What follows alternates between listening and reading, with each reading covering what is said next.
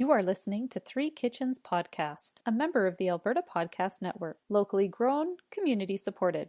We release a new episode every Tuesday. Come join us for a new recipe and a good story. In Alberta, you get to choose who to buy your internet, electricity, and natural gas from. Park Power has low overhead, which in turn allows them to offer low competitive rates. Reach out for a no-obligation comparison by emailing estimates at parkpower.ca. If you decide to switch, it's easy. It's really just a change to your billing, and you can feel good knowing you are helping to give back to our communities with your utility bills. Learn more at parkpower.ca.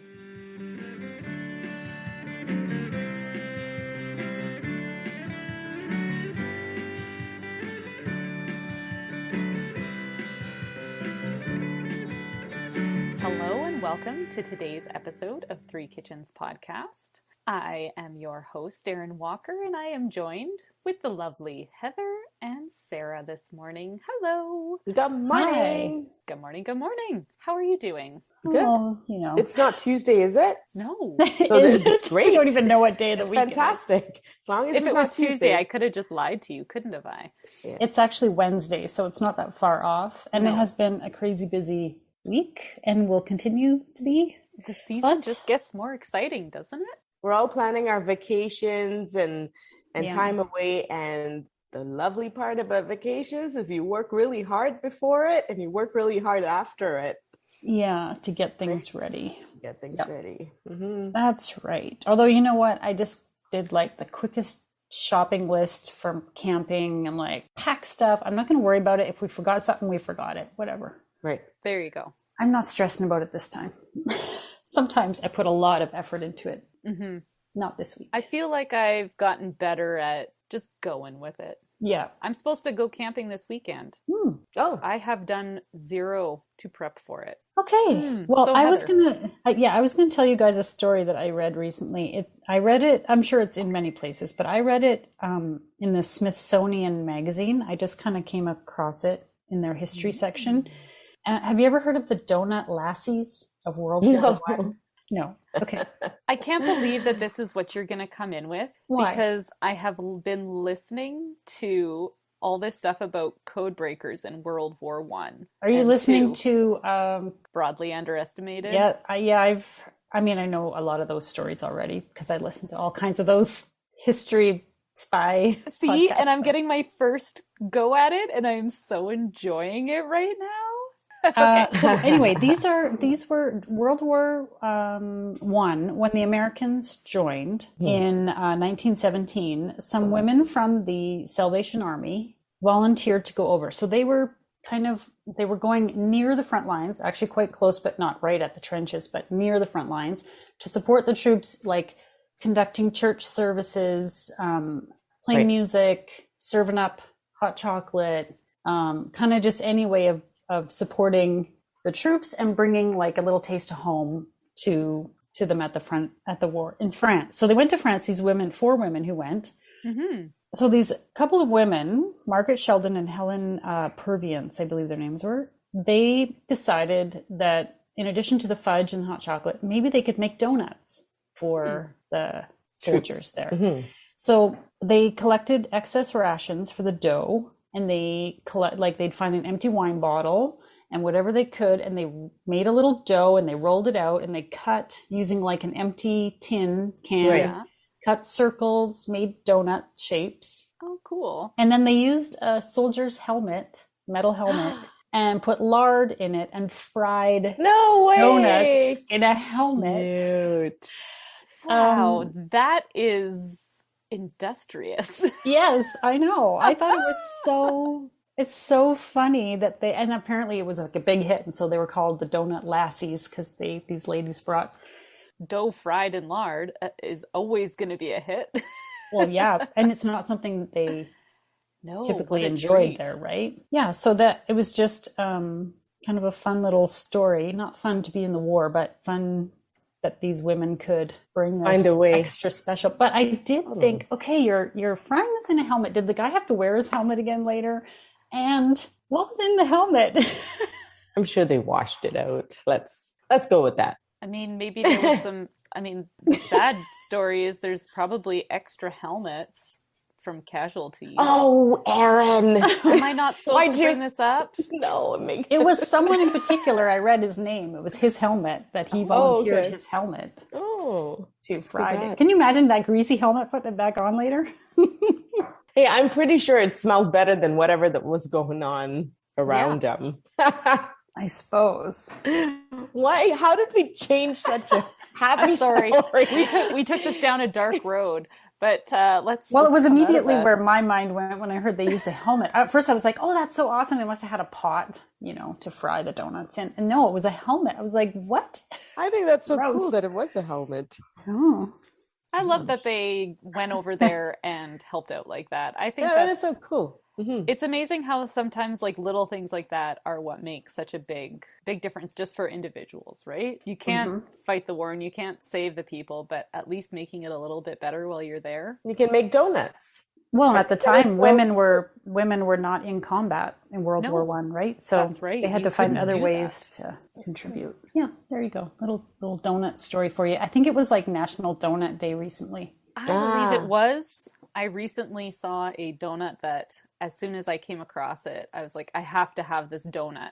Who Yes. actually makes these days? Like, who is there? Like an who knows? organization where people sit around it? I mean, should we be part of this? Yeah, I think Just making days into representing food. today's International Erin Day. So if you know an Erin, bake her a donut. Hi, Aaron. Specifically the Hi, maple Erin. bacon ones that I saw online. Maple bacon, guys. I saw that you wanted to Best borrow donut. my donut pans. You can, absolutely. Anytime, as long as you pay me with a donut.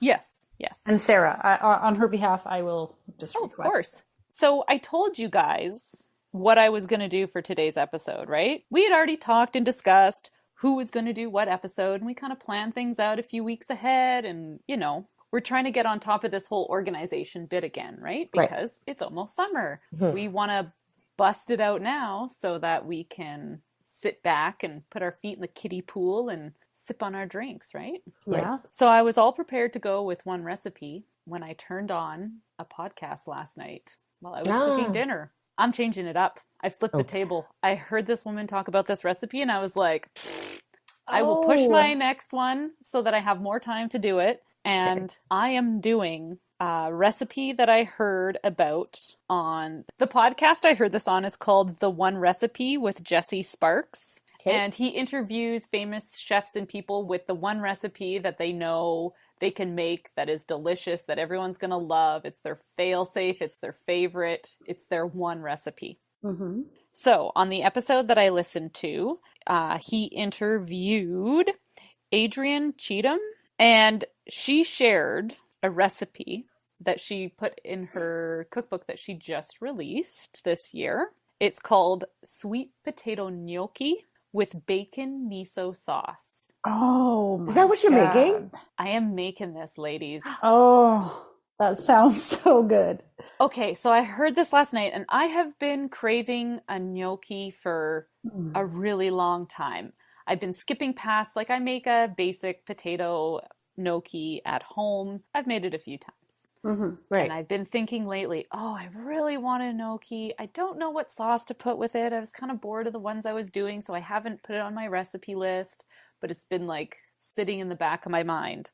Well, Adrienne is getting me to do this. She is. She convinced you. She convinced me after talking through this delicious sounding recipe. I mean, sweet potatoes in a gnocchi just sounds instantly delicious. And then a bacon miso sauce. Yeah, that sounds good. No question about it. So this is in her recipe book that she just put out, a cookbook called Sunday Best, Cooking Up the Weekend Spirit Every Day. And this sounds absolutely incredible. This sounds like a great cookbook to have over the summer because... Well, yeah. Did she publish the recipe outside of the book? Yes. So she's got Awesome. the recipe on the Splendid Table. And so I'll be following the recipe there. Okay. It's got ricotta cheese, sweet potatoes, egg, Parmesan, salt, flour. Then you're going to make this bacon miso sauce. Okay. So the sauce has bacon, shallots, garlic, salt and pepper, miso paste, white wine. You can use dashi in it, which I think is a Japanese broth. Yeah. Yeah, it sounds very similar to the ramen broth with the kombu and she was talking Kombu. about something else. Anchovy or the fermented fish. Yeah, Bonito? that's it. Yeah. That was it. I may or may not make the dashi. I might just, she said you could also use a chicken broth. Okay. I heard this and I had to make it. I don't even know what else to say. It spoke to you. It spoke to you. Spoke to your It stomach. called to you. It Yeah. screamed to her because it changed her menu for her recipe for this episode. I'm doing a last minute flip. I don't really have much to say other than I think that this sounds delicious because the taste of miso and the bacon with it. Oh, I don't know. And the sweetness of the sweet potato, I think it's going to be really good. What is her style of cooking? Oh, what is her what's the cuisine? Okay, so the cookbook thing that I'm reading says Sunday Best is a warm and approachable guide to Southern flavors and a surefire way to incorporate a bit of fine dining sparkle into your weeknight routine. Sounds delicious. Yeah. Since you're talking about gnocchi, I've never made gnocchi. Is that something you have to roll out individually, or do you make like a log and then cut it into little? So you make a dough. It's going to be kind of similar to this lefse dough that I just made because, however, it's going to be with sweet potato. So I've never done it with sweet potato before. Right. When I do it myself with just a regular potato, I'm boiling the potatoes for not too long so that they don't get too soggy because you don't want it to be too wet. When she spoke about this recipe, she recommended microwaving the sweet potatoes because then you're not adding moisture to it. Maybe I'll bake them instead because I don't have a microwave. So I'm going to find a way to cook the sweet potato. You rice it, I generally make it with like flour and egg. You knead it into a dough. It's kind of sticky, but not terrible. You roll out these like ropes. I was going to say snakes. Okay. So thank you for giving me a better snakes. You roll out the snake. Can you tell I cook with my kids? You slice it into pieces. I'm usually pretty lazy when it comes to this. I just slice it into pieces, pop it on a pan and freeze it, and then use it as needed. Why is that lazy? I don't understand. You can take each piece and just rub it on a fork, and it will make that gnocchi shape that you get in the restaurant. That's what that's got seen. the ridges in it. So maybe I'll up my gnocchi game and do the fork rub and give you guys some texture to go with your gnocchi. Because, then those little pockets will hold the sauce. The sauce sticks more, right? Yeah. It's all about creating that texture so your sauce kind of incorporates into it and picks up more with you. And yeah, so I've done gnocchis before. I kind of know the process. I've made it with beets in it before. So silence on my end. Thank your lucky stars, Sarah. I'm not putting beets in this. I'm sure it was pretty. It was like bright pink. It was very cool. But this, I don't know, Heather, you went and had those sweet potato pierogies at Queen's. And then I made them at home. I made my own version because I love them so much. Oh my gosh, like there's all these ideas that have been around me that I'm like, oh, yum, oh, delicious. And then when she spoke about this, I was like, this is the thing that combines all the things. So I got to do this. Yeah. I don't know what to say. I heard this. I had to make it. Yes, it sounds great. I'm excited. I'm happy. Sounds delicious. Happy I've been craving gnocchi too. I've made it before once or twice. Just very basic recipe. And I did the little fork. Oh, did you? It didn't take that long. It wasn't like that much of an extra step. But it is an extra step. Yeah. I don't think it makes a difference to the taste. Like the way the sauce will make, like I think it'll be fine with or without. Yeah. Yum. Miso and bacon. I'm really excited about that because I take it even with that sauce, you can just put that on any pasta. Oh, I'll bet. Yum. Yeah. Right? Yeah. Oh, or you could make those pierogies with the sweet potato in them and put the sauce on the top. Oh, yeah. If you have time for pierogies. Gnocchis are faster than pierogies, I I'll think. be making the gnocchis. You can go ahead and help yourself to the pierogi side of this. Maybe, well, I'm sure I'll make them at some point. I've made I'm them sure a few you'll make them times. again, and maybe this will be a different sauce to add into it. So Yeah, totally. yeah, I'm just excited about all these flavors. I just had to jump on this. Totally. I'm glad you did that. Impulsive cooking decisions brought to you by Erin this week. This episode of Three Kitchens is brought to you by Alberta Blue Cross. Alberta Blue Cross understands that running a small business is tough, and they understand business owners in Alberta are busy. Let Alberta Blue Cross give you peace of mind with a group benefit plan. They offer health, dental, life, and disability coverage for your employees. Alberta Blue Cross group benefit plans are easy to manage, anywhere, anytime, and on any device, making it easy for you and your employees to access. To learn more and explore your options, head to ab.bluecross.ca.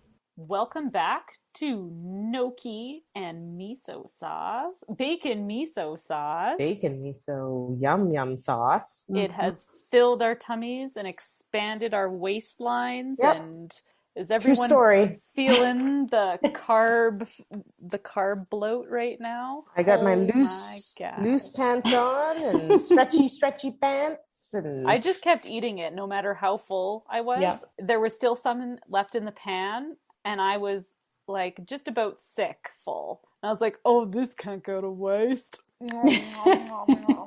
Oh my gosh. I had no self-control when it came to this. Me too. Let's hear how you made it. yes. This was a winner. All right. So the sweet potatoes I chose to bake so that they wouldn't be too moist, because you don't want your gnocchi dough being really moist. I found that the sweet potatoes were still extremely juicy and moist even after baking them. So after they cooled a little bit and I peeled off the skin and riced them, there was so much moisture in them. So I took the cheesecloth that I have and just tied them up and let them drain for about half an hour until a whole bunch of that moisture came out. And I was just kind of like rubbing the cheesecloth bag to get as much moisture out as possible to speed up the process. Because I was like, this wasn't a step I planned on. I have to get this done by a So that was certain that time. much moisture that it was dripping out then. Yeah, I had never baked sweet potatoes whole, but I got 4 pounds of sweet potatoes, all about the same size, stabbed them with fork, put them on a baking sheet, and then I baked them at 425 for about 30 to 40 minutes, I want to say. Uncovered. Yeah, just completely on their own, just in the oven. Somewhat similar to how Heather baked the pumpkin. Right. Pumpkin. I was just going to say, how are you saying Yeah, I just pumpkin now? Pumpkin. It's just it's a wee little pumpkin. It's a pumpkin. Oh, pumpkin. Well, Sarah calls us dumplings. You can call there us we a go. pumpkin. There we go. I feel very pumpkin shaped after this. Yeah. So back on track. Yeah, like as I was ricing them, it was like first I would squeeze out all the moisture and then they would rice through. Like they were extremely wet and soft. But that's okay. Cheesecloth to the rescue. Tied it and up, you hung it had a troubleshoot for that, so no. Yeah, so easy peasy. If your potatoes or your sweet potatoes or whatever you're using is too moist, line a bowl with cheesecloth, pour everything in the bowl, tie up a bag with your cheesecloth, and then just hang it up until it drips out to the desired amount of moisture.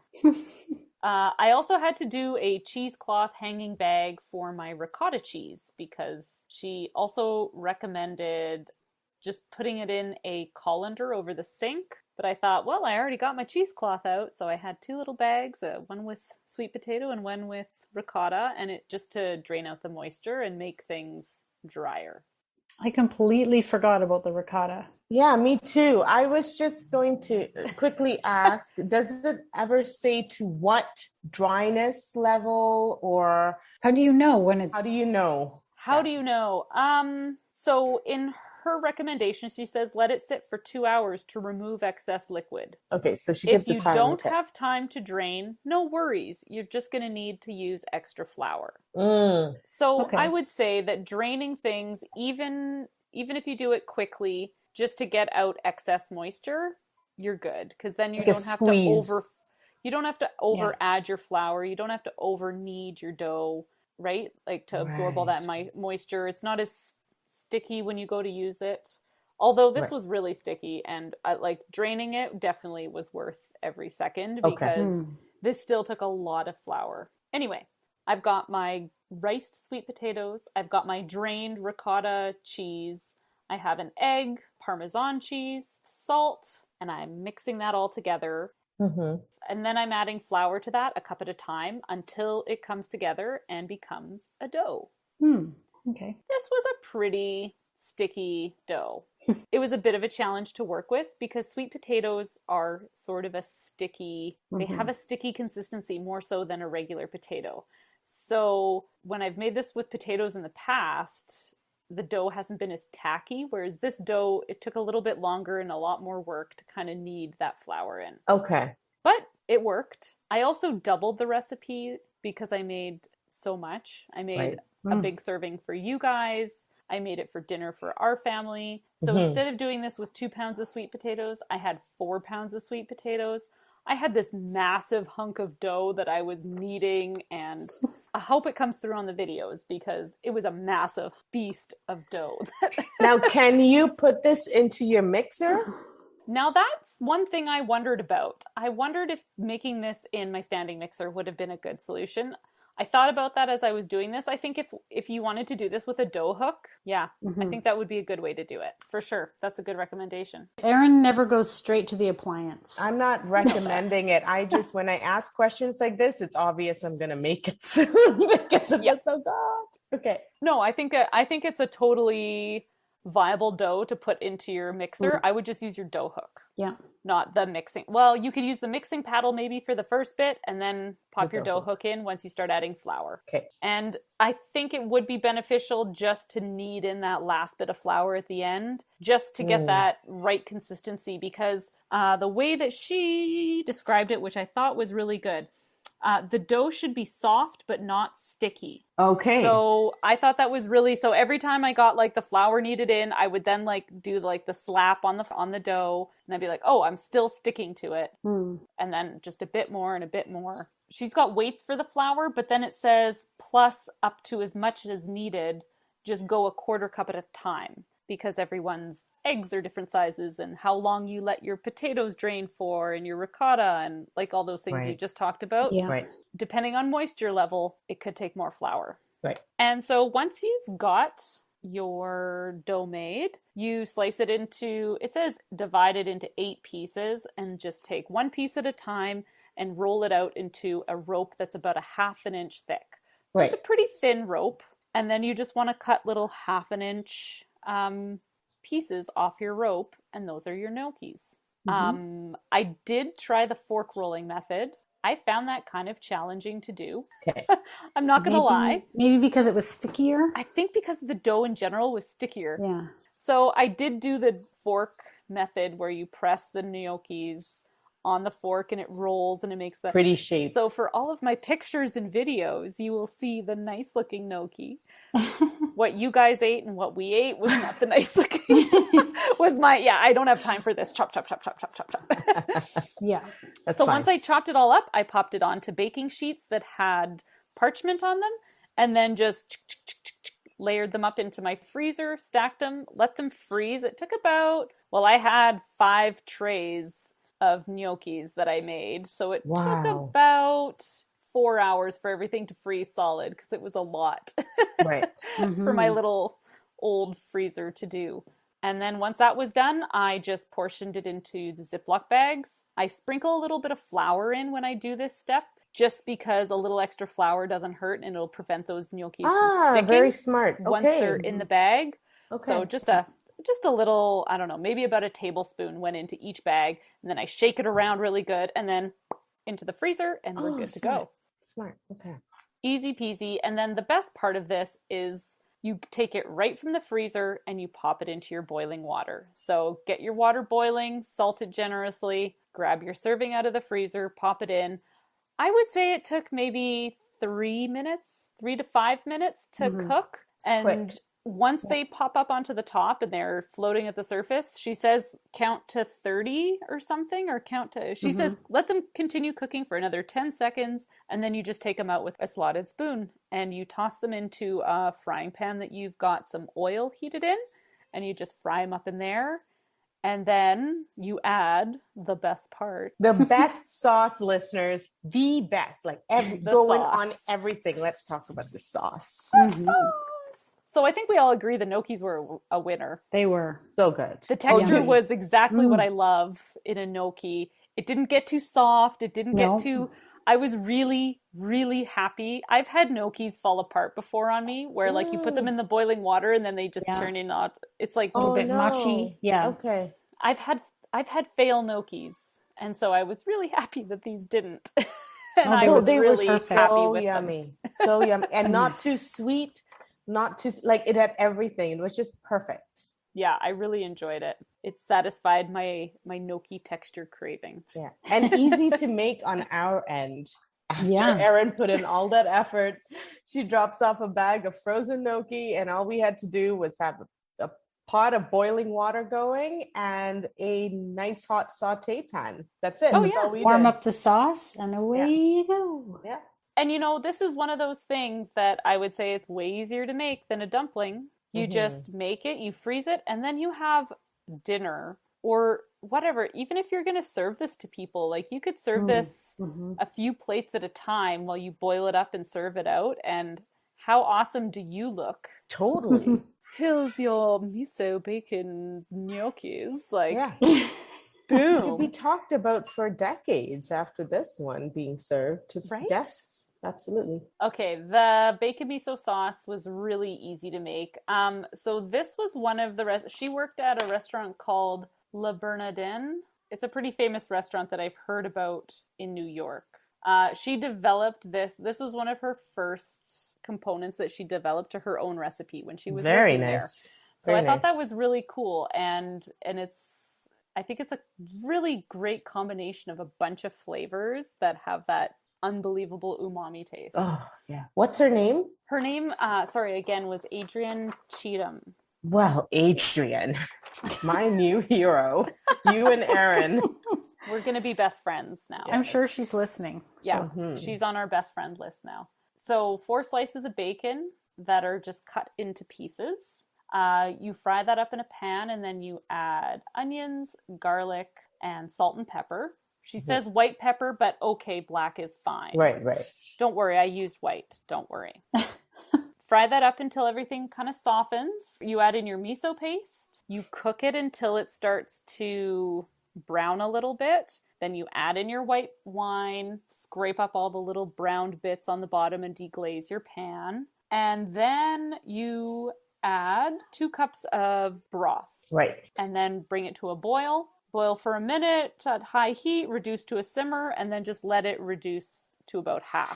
Okay. So this is when you used your chicken stock instead of the dashi, the hondashi that she had spoken about, right? That's right. Okay. No wonder it was so delicious. When I had it in front of me, I don't know if this is just speaking to the state of my brain these days, but I couldn't remember. I was like, and so my husband and I were splitting it up. I was making it for both of us for lunch. And he's like, oh, okay, so tell me what's in the sauce. And I was like, I don't remember a thing about it besides bacon. Like, I honestly was just a blank. I couldn't remember. I know, it's not matter. Just you. But this one I remembered because it's got one of my favorite ingredients in it, miso. So it's stuck in my head. Well, now I know why it was so good. Yeah. Because of all those things, the wine, the miso, the bacon, everything. Yeah. Everything really plays off for it really good. There was no butter in this, Erin? Okay, so here's the thing. I didn't drain my butter after I cooked down the bacon, and it was pretty fatty. I was supposed to finish off this sauce with 4 tablespoons of butter. And there was just so much fat already in the sauce. I was like, I feel like if I put butter in this, it'll be too much. It'll just be too much. So I would say that last step would be as per your personal preference or as per the bacon you used or whatever. Because I definitely was like, I I feel like Sarah's going to be sad that I didn't finish this with No, butter, but I don't think I wasn't. can finish this with butter. I wasn't. And the other crucial thing that I also think is really important when you're making any pasta is to reserve your starchy cooking water. Yes. And so that also went in here. It was about 2 tablespoons of starchy cooking water that I put into that frying pan once I had moved my gnocchis into it. And that just helped them not stick to the bottom of the frying pan. And then the sauce went in. And then, so when I made your sauce batches up, I actually took a couple tablespoons of starchy cooking water and put it into your sauce. Nice. So that you had all of that glue for when you, so it would really thicken up once you heat it. Thank you. You want to explain to the listeners what putting starchy water does? It marries the pasta to the sauce. Makes it stick, right? It's the glue. It's the glue, yeah. And I think if you've ever left your cooking pot on the stove overnight because you didn't do the dishes, you'll see the glue. There's like a gluey film on top of your, and it's like, that's the stuff you want anytime you add sauce to pasta. Ups your pasta game. It makes it restaurant quality. It's mixes in your sauce smoother. It's, I don't know. Yeah. That's one thing. That's a Rachel Ray thing. I remember seeing on her show from years ago. Now, is it review time? Go. Okay, so speaking of restaurant quality, so we have started making and I think this was the first thing I messaged to you, Erin, after I ate it, a menu plan for Erin's upcoming restaurants. Oh, right. Yes. Yeah. I now have two. You have two menu items. Two menu according items. to Sarah. So there's the tenderloin that must go on it. And if you missed that, I don't think, do we remember what episode that was? I don't know which number, but it was called A New Way to Rosé. There, New Way to Rosé. Go check it out. That's one. Yummy. Don't steal the recipe, just make it. It's Erin's. And the second one is this. Oh my God. This whole family ate we should have dressed up a little nicer, I gotta tell you. It was, wow, savory. So, so delicious.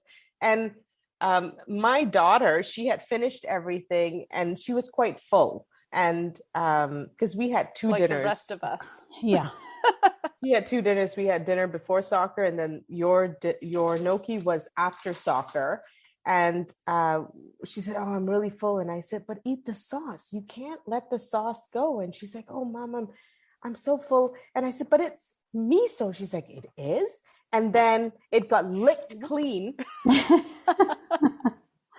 because everybody loved it. It was That's awesome. Oh, everything. And I this don't is think why I had to make it, because I heard her talk about this and it was like, this has to go in my belly. Yeah. Not just with gnocchi, this can go on everything. This sauce can go on absolutely everything. It was delicious on that sweet potato gnocchi because it was that savory and sweet. Okay, I'll stop talking. Sorry, Heather. How are you doing? No, that's okay.